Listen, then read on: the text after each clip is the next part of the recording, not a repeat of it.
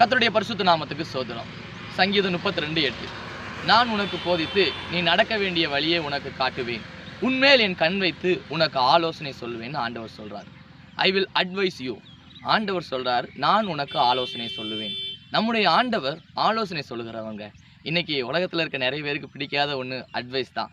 ஆலோசனைன்னா யாருக்குமே பிடிக்காது. ஆனால் ஆண்டவர் சொல்கிறாரு, உன்னுடைய எல்லா நெருக்கத்தின் நேரத்தில், உன்னுடைய எல்லா சூழ்நிலையில் நான் உனக்கு ஆலோசனை சொல்லுவேன். இன்றைக்கி நிறைய நேரம் நம்ம பிரச்சனைகளில் மாட்டிக்கிறோம், ஒரு இக்கட்டான சூழ்நிலையில் இருக்கிறோம். ஆனால் அதிலிருந்து வெளிவர நம்ம அநேகருக்கு தெரியலை.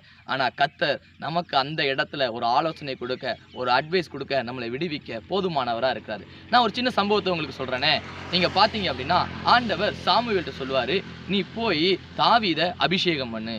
உடனே சாமுவேல் ஆண்டவர்கிட்ட கேட்பாரு, ஆண்டவரை, ஏற்கனவே சவுல் தாவீதை தேடிக்கிட்டு இருக்கான். இப்போ போய் நான் தாவீதை ராஜாவா அபிஷேகம் பண்ணணும்னு தெரிஞ்சிச்சின்னு வச்சுக்கோங்களேன், சவுல் என்ன கொன்னே போட்டுருவான். இப்போ சாமுவேலோட நெருக்கம் என்ன?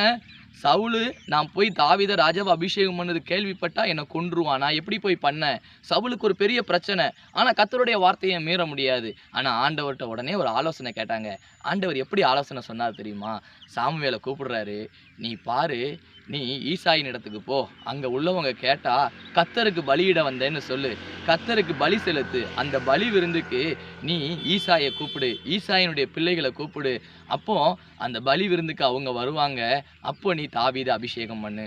பார்த்தீங்களா, பிரச்சனை பெருசு தான். ஆனால் ஆண்டவர் அழகா ஆலோசனை கொடுத்தாரு.